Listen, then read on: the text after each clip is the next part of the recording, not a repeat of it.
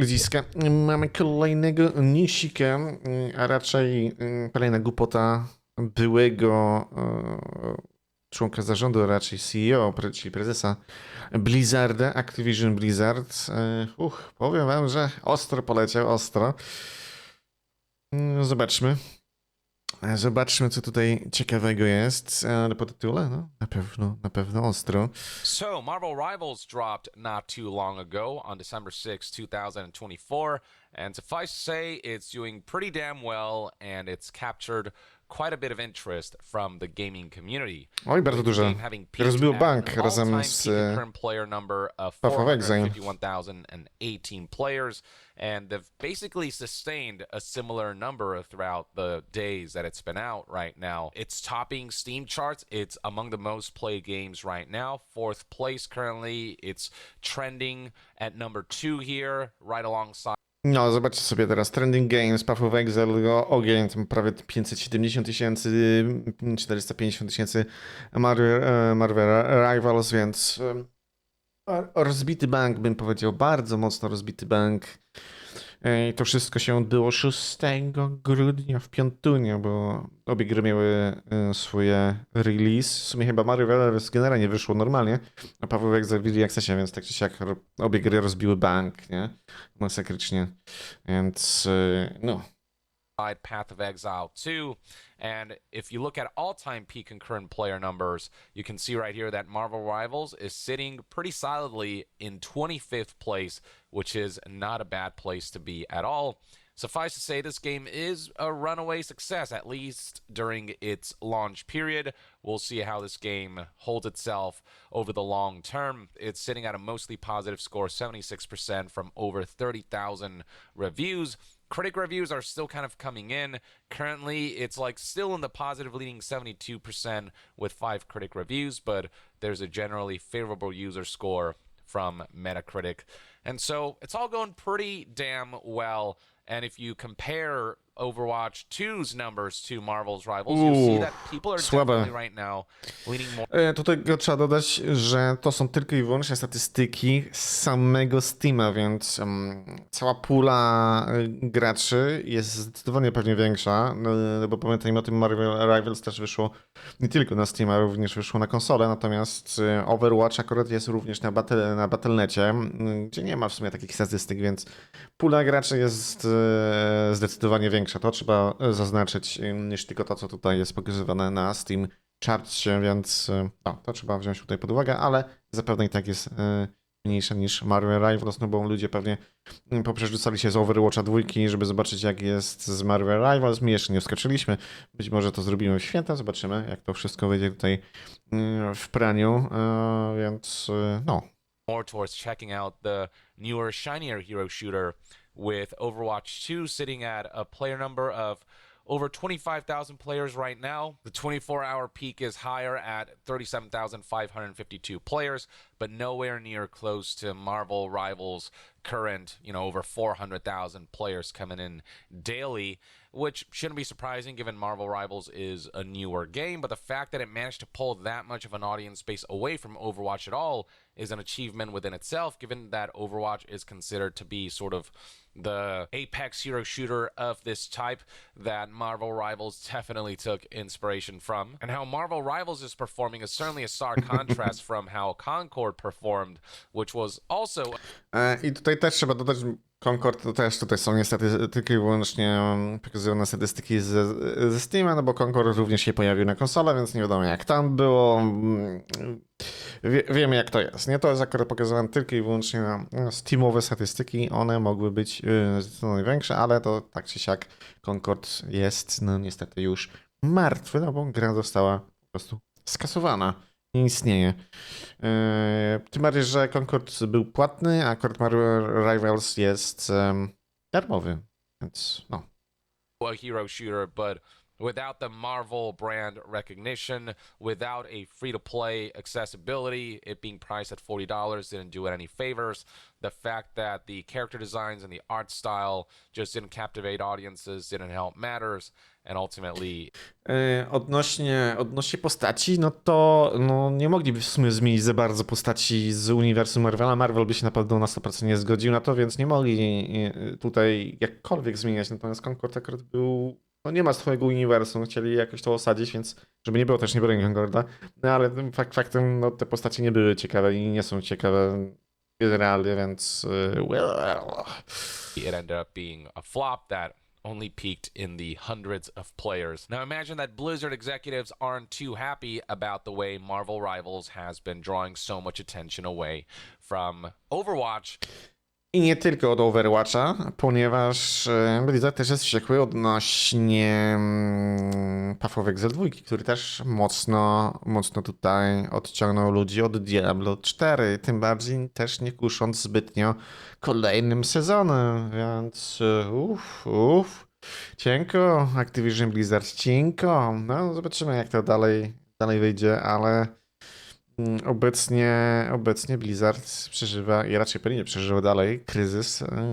Tym bardziej, jeśli Marvel Rivals będzie się utrzymywał na bardzo zbliżonym poziomie co premiera, bo chociażby nawet więcej niż te statystyki, które na Steamie tutaj są podawane wobec Overwatcha 2. To samo przejście będzie mówić, że jednak Marvel Rivals jest zdecydowanie lepsze od Overwatcha. Ale no kto wie, może jeszcze gdzieś tam Activision Blizzard wyciągnie jakiegoś asa z rękawa i nas zaskoczy, ale nie sądzę. And among the executives who isn't happy is a former Blizzard executive. What I'm showing you right here is a tweet that has been deleted since its posting. This was a tweet from Mike Ybarra who had some comments about Marvel Rivals and his belief that it's a clone of Overwatch. That certain characters are basically a one-to-one clone of ones you can find in Overwatch. But he quickly got community noted on one aspect of his comment that was just entirely factually incorrect, and it kind of made for an embarrassing public display. So right here is the summary of what transpired. Former Blizzard president Mike Ybarra calls Marvel Rivals an Overwatch clone in a now community noted and deleted. Ale jak można nazwać Marvel Rivals klonem Overwatcha? Przecież samo uniwersum Marvela jest unikatowe i nie idzie sklonować niczego z Overwatcha. No dobra, może ewentualnie mapki i jakieś gdzieś tam tryby albo mechaniki, które Overwatch posiada, to jest to. No bo co innego jeszcze mogliby sklonować? No bo postacie są unikatowe, nie? Zresztą Marvel istniał zdecydowanie wcześniej niż Blizzard wymyślił Overwatcha, więc nie sądzę, żeby chodziło o postacie, nie? Tweet. Chociaż tutaj już widać. I mean, even the character widow making over the widow in Marvel. What? Okej, dajcie mi jakiś lepszy screen. Tweet was about before it was deleted, but right here you can see that they have a screenshotted version of the tweet with millions of people having viewed this and tons of interactions. So what did Mike Ybarra say exactly that made people facepalm for him? This right here is the tweet in question. It reads, looks like Overwatch Marvel Rivals ships tomorrow. Much like Light of Motram, a clear copy of Horizon Zero Dawn out of China. And this is where it gets really embarrassing. I mean, even the character name Widowmaker in Overwatch versus Black Widow in Marvel Rivals, LOL. Ktoś tu chyba zapomniał, że uniwersum Marvela istniało, o Jezus Maria, nie wiem, 1930 któryś? No właśnie, tu jest napisane, nie spojrzałem, no, pierwszy ten Black Widow generalnie zdebiutowała w 1964, no właśnie. Na rzecz Romanów aka Black Widow is a programmer hero who made her comic debut in 1964, more than 50 years before Overwatch and Widowmaker were created. Readers added context they thought people might want to know. No, został zaorany totalnie.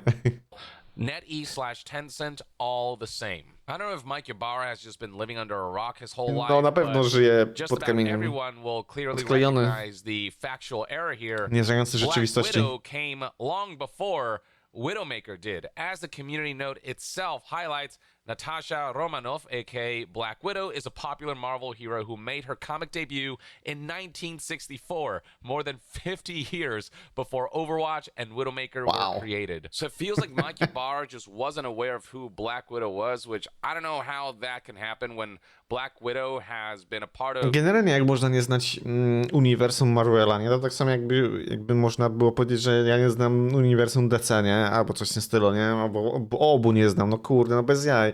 To wszystko się tak przewija w świecie. Widać różnego rodzaju reklamy, czy to gdzieś tam na przystankach, czy coś w tym stylu, na jakichś budynkach zapewne, ale no też w internecie, czy też w innych mediach, kurde, nie? No halo, były prezesie Blizzarda. Mass media for years now, especially with her introduction in the MCU. And by the way, even if you were only aware of the character through MCU, she was introduced in Iron Man 2, which came out in 2010, which is before Overwatch came out. But yeah, the fact that Mike Ybarra thought that they were being so original by naming an Overwatch character who's a femme fatale Widowmaker, it's just the height of ego. If anything, one could argue that the reverse is true, that Widowmaker was inspired by Black Widow. Now, in Marvel Rivals, Black Widow is a sniper-type character akin to Widowmaker, but he's not saying that. He's specifically highlighting how the names Widowmaker and Black Widow, that there's a clear parallel there, and that it was Marvel Rivals who copied Overwatch on that front when the opposite is likely true. Even if you were to compare the appearances of the two characters, yes, they both have that femme fatale with a sniper rifle appearance, but they're visually distinct. And that's one thing that Marvel Rivals deserves credit for, is that all the character designs are based on Marvel characters, and you cannot confuse them or mistake them for One są na tyle unikatowe, że nie da się except for like similar archetypes, I guess. But generally, they are very distinct looking. I also imagine that Mike Ybarra watched the trailer itself and probably saw that gameplay-wise, yes, Black Widow plays akin to Widowmaker in that she is a sniper-based character. But having played the game itself, and I myself having played as Black Widow, I can tell you that she plays differently enough from Widowmaker that you wouldn't be able to confuse them, and they're not like exactly one-to-one copies. Even her ultimate is quite different from Widowmaker's. I mean, the aesthetic of like the high-tech scope is definitely kind of similar, but that aside, it's a sniper-based character, and Blizzard and Overwatch doesn't have ownership over this style of character, and it makes sense that this style of character was applied to Black Widow, given her femme fatale status and, you know, given she's an assassin. And it's not just Mike Ybarra. Some people have been trying to claim things like how Cyclops is basically legally distinct Genji, when, again, the Marvel character came before the Overwatch character did. And so somebody highlighted here to someone who said that Marvel Rivals has a legally distinct hot Genji. This tweet right here, hot Genji, responded with legally distinct. That's literally Cyclops from X-Men, garnering tens of thousands of likes and over 1 million views. And people highlighted even more specifically how this specific Cyclops is Peach Momoko's version of the character. You can see right here that that's exactly her. Now look, there's no denying that Marvel Rivals does take inspiration from certain Overwatch abilities, and they essentially take those abilities and remix them. So right here is an article that highlights how, for example, characters like Star-Lord blends Tracer's Hornet-like hit-and-run style with Soldier 76's aimbot ultimate. Rocket Raccoon mixes Baptiste's healing and damage alternating weapons with an old Orisa ult that powers up every teammate within range of a device he sets down in the middle of a battlefield. Adam Warlock harkens. No, ale to będą na pewno nosić gdzieś tam podobieństwa jakieś, nie? No tak, tutaj powiedział ten Star-Lord, że podobnie jest do Tracerki, zresztą oglądałem nieraz streamy u Lirika, jak pykał i mówię, kurde, no typowa taka Tracerka, no ale no zupełnie inaczej wygląda i pewne aspekty mechaniczne się różnią wobec pomiędzy Star-Lordem a Tracerką. Tracerka jest zdecydowanie szybka, może się przemieszczać. Star-Lord chyba aż tak nie, tylko po prostu broń mi tak wywija, jakby to była Tracerka, ale nie sądzę, że może się tak samo poruszać jak Tracerka, no bez jaj, nie? Podobny aimbot Ultimate jak Soldier 76, no spoko, nie? No, nie jest opatentowane moim zdaniem coś takiego, co pewnie by mogli zrobić, chociażby tak jak Nintendo zrobiło z rzucaniem Pokeboli, gdzie w sumie Palworld wymiękł i jednak zmienili w ostatnim patchu to i już nie ma rzucania, no bo jednak ich tam dociśli, szkoda. No bo zaraz będzie, że na wszystko będzie patent i nikt nic nie będzie mógł wykorzystać. Coś, co jest fajnego z innej gry, no bo patenty, nie? I trzeba będzie coś na nowo wymyśleć, nie?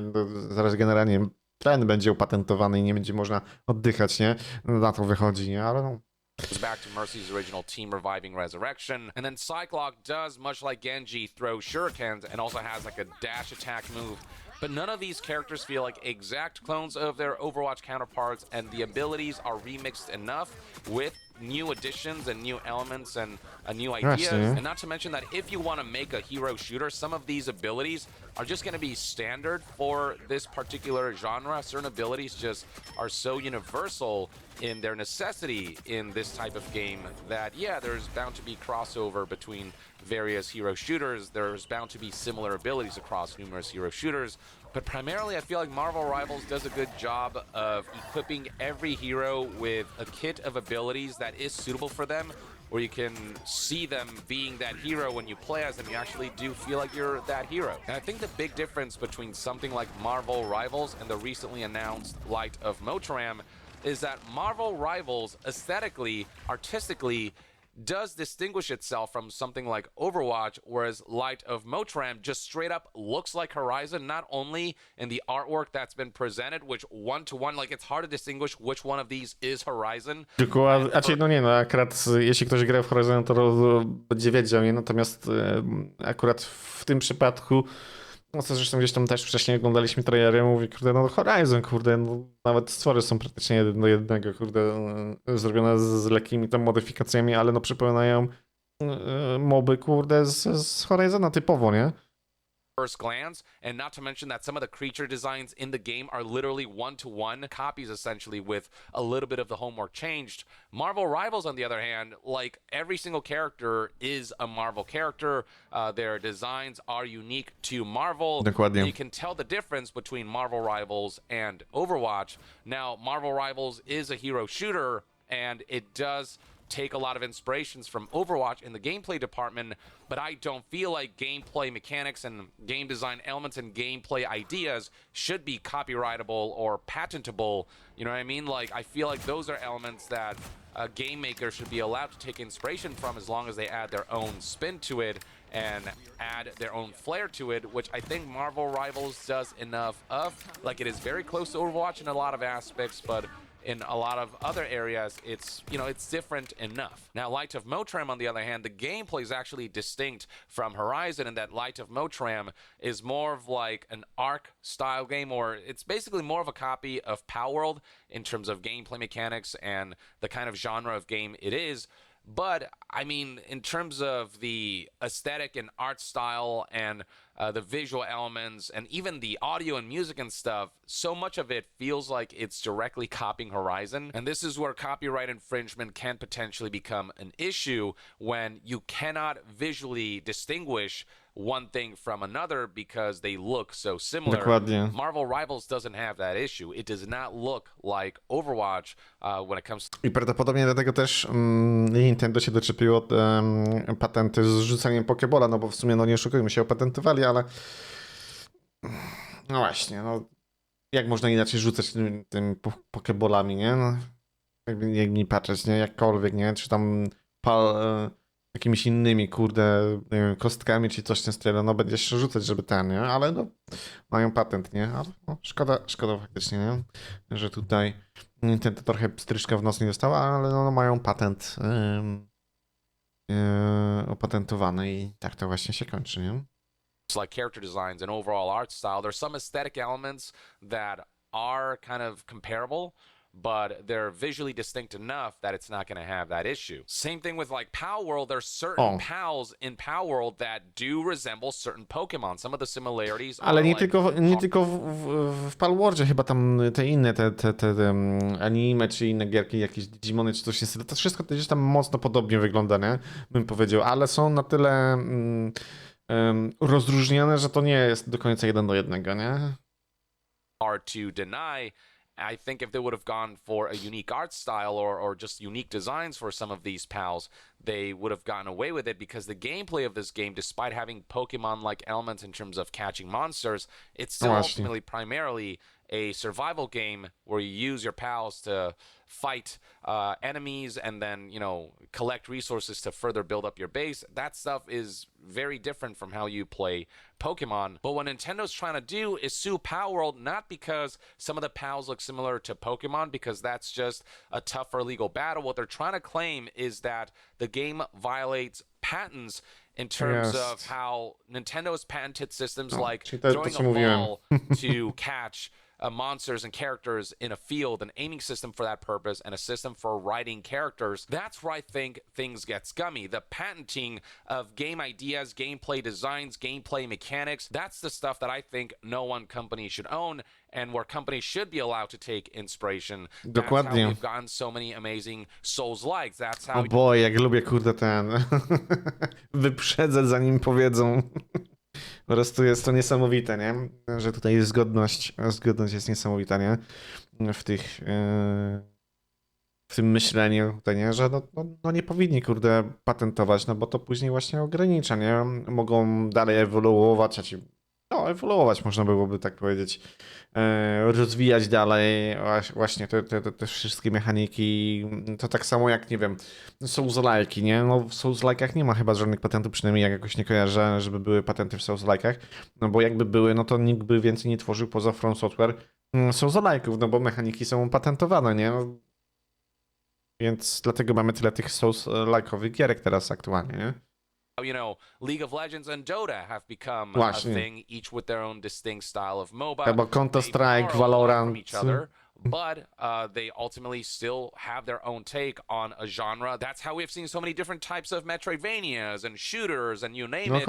And how we've seen genres evolve and new ideas take hold of these genres. Ewolucję, czyli dobrze mówiłem. That lead to like inspired game releases that, yes, clearly take inspiration from a source that kind of established that genre, but maybe they made it better in some ways or added a new twist to it that made that genre more interesting.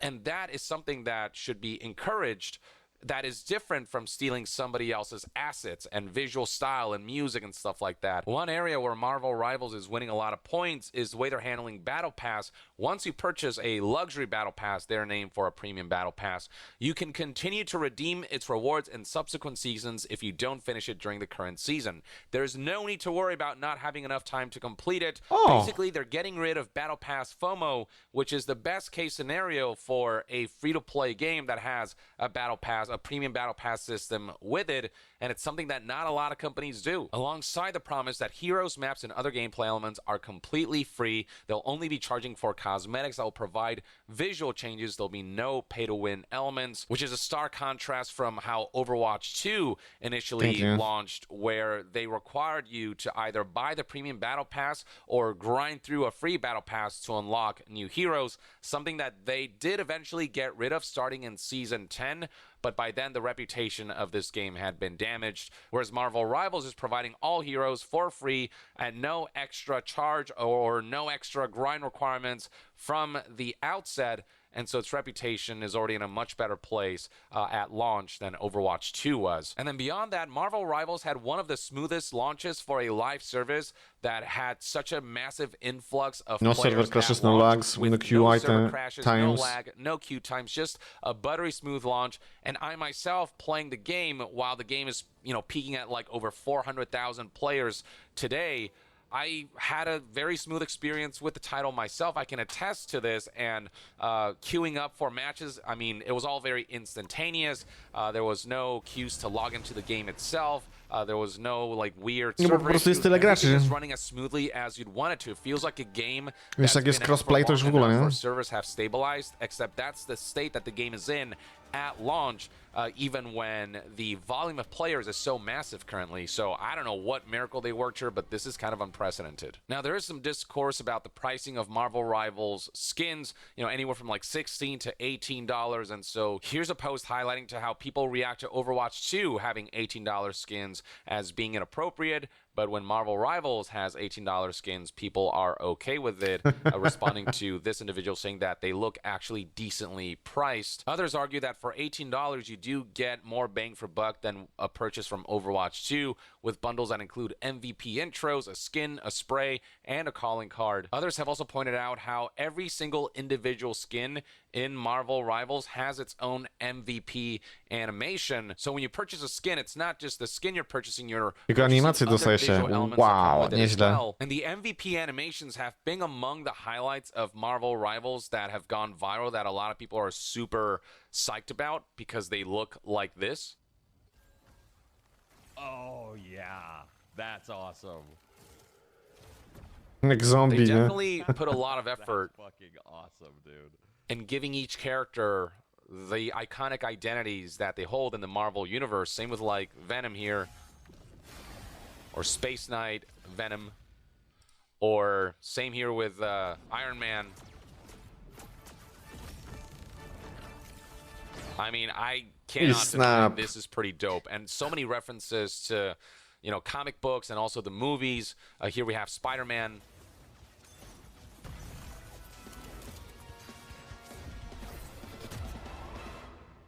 So yeah, the fact that each skin comes with its own MVP animation that looks that cool, that looks like a lot of effort was put into it, it's making the value of these skins just feel greater. Though I think it could still be argued that $18 skins, like at that point, we're not dealing with microtransactions, and that's still quite a hefty price. Once upon a time, something like this would have been unacceptable, but I feel like we've gotten to a point where these kinds of price points for skins have become so normalized that people no longer raise an eyebrow. And so in that sense, AAA publishers and corporations are winning and are being successful in pushing that goalpost of normalizing more expensive microtransactions. So that's definitely a negative aspect. But a lot of the skins in this game, I think people are pleased by, and No, ale to też trzeba dodać tylko, że no jasne, są droższe te skórki, ale jeśli to będzie oczywiście iść z jakością tych skórek, no to tutaj no, jest całkiem spoko, wiadomo,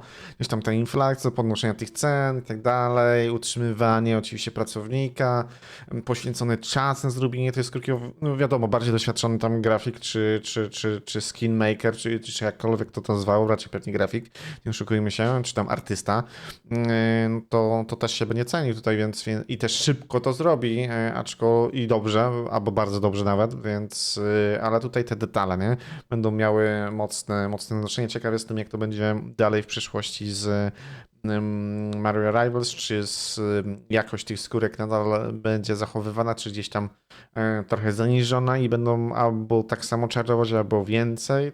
To mnie ciekawi. Pytanie, czy będą jeszcze robić ewentualnie jakieś promki na te skiny, ewentualnie jak będą rozdawać darmowe skiny, albo coś w tym stylu, więc to tutaj też dużo takich niewiadomych, które oczywiście może już są gdzieś odpowiedzi. Ja po prostu nie śledziłem jeszcze Marvel Rivals tak dobrze, żeby się orientować, ale no, tego typu rzeczy, no, będą niestety coraz droższe, no bo wiadomo, firmy chcą zarabiać jak najwięcej, pracownicy również chcą zarabiać jak najwięcej, no i tak to właśnie idzie. Popyt i podaż, nie? All the cosmetic elements attached to them, like the MVP, highlight animations, and the like. And so generally what you're seeing out there on social media is the expression that Marvel Rivals is doing ultimately, despite its imperfections, a lot right, and that it's currently like more appealing to hero shooter folks than Overwatch 2, and so you're seeing memes like these that are going viral. So Marvel Rivals and Overwatch 2, he does exactly what I do, but better.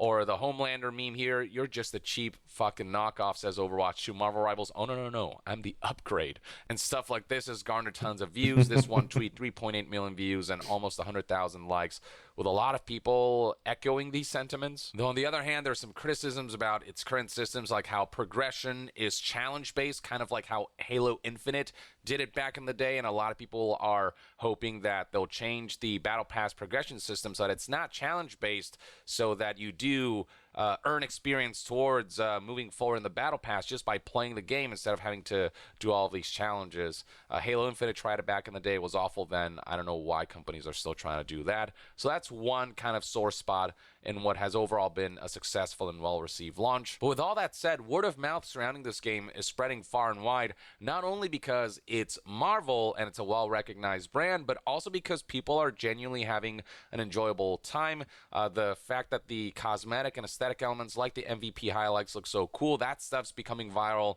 And then the gameplay, moment-to-moment chaos that can happen, and all of the cool gameplay kind of highlights that are being shown on the internet, stuff like this, how Wolverine plays and looks like he should, and how when you're like on a roll with these characters, you can see how good it feels to play as these characters, on top of the fact that you're fulfilling the power fantasy of playing as these beloved Marvel characters. All of that's going viral, so you can see the mobility of Spider-Man, how insane that is, and how many cool plays you can pull off if you master the abilities that these individual heroes possess. And all the while, the game is also very accessible. It's not like super hard to pick up. You've only got a handful of abilities to master per character, and you can find varying difficulties in terms of characters to pick. But yeah, you can see how crazy some of these plays can get, how chaotic everything gets, and in turn how fun playing this game can actually be. The fact that it's basically Overwatch, like that type of hero shooter, but with recognizable Marvel characters and all the chaos that ensues, because the game ultimately is fun to play, and it's fun to see all these abilities pop off, and it's fun to be on a roll and see these characters kind of do awesome things that you made happen because of your skills. And there's also unique elements to Marvel Rivals, like team-ups, where if there are certain characters on the field, they have unique team-up abilities based on that pairing, and it could be duos or trios. If they stick together, they have unique abilities based on the fact that those particular characters are together, and that's, I don't think, something that Overwatch does. So tak, to chodzi o tą symbiozę czy coś w tym stylu, nie? That, you know, do add a unique spin. So this is Captain America gameplay. Right here we got some gameplay of Cyclops, the Genji-like character, if you will. And yes, she throws some shurikens and has that dash ability, but she doesn't play exactly like Genji either. I've played her as well. And yeah, like she doesn't have Genji's mobility, for example. And she has like some stealth elements that Genji doesn't have. So yeah, some similarities can be spotted with Genji, but it's still a different kit altogether, ultimately. Stuff like this you can do in Marvel Rivals. I mean, come on. How can this stuff not go viral? How can word of mouth not spread? And also, Squirrel Girl has gone viral. So the character designs are so good in this game, but also the thirst surrounding certain characters like Squirrel Girl, that's also helped in the game going viral. But yeah. Tak, bo mówili, że ma 14 lat. A jedna z postaci mówi, że wygląda na to, że jest z liceum. The way all the characters look, the way they're voiced, their appearance, their aesthetic, cosmetic, their mechanics, like the way all the characters just embody those characters individually, that's, I think, also at the core of why people are engaged with this title, because Marvel characters are so beloved, and when they're represented so well in a game where you can feel the power fantasy, but also like visually see it in so many different facets of the game, yeah, it's just gonna garner a lot of interest and a lot of appeal and a lot of engagement. And so Marvel Rivals has been doing it right. And Mike Ybarra pointing out how Black Widow is a copy of Widowmaker certainly doesn't do Overwatch any favors, and if anything, No, it's stories like that clear. going viral is only going to bring more eyes to Marvel Rivals, and it's only going to want to make people support Marvel Rivals more because that's just such an embarrassing statement and argument to try to make against Marvel Rivals.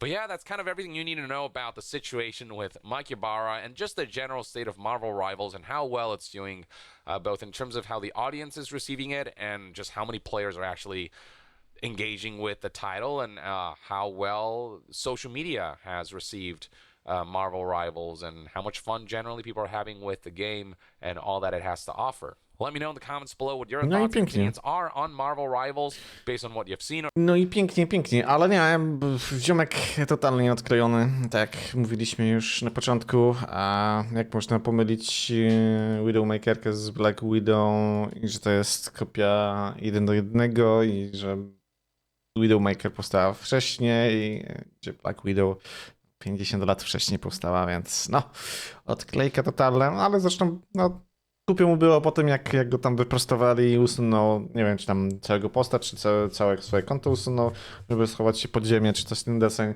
No, ale pamiętajmy o tym, że jeśli coś już napisaliśmy, coś postowaliśmy, no to niestety zostaje w internetach. Internety są na tyle szybkie, że no, nie da się tego ukryć, no zawsze coś zostanie, więc dlatego warto się zastanowić, czy faktycznie powinniśmy coś postnąć, zwłaszcza jeśli to może być coś głupiego, albo takiego mocno niestandardowego, co może pobudzić gdzieś tam oburzenia, więc ale no, tak to właśnie wygląda w świecie internetu.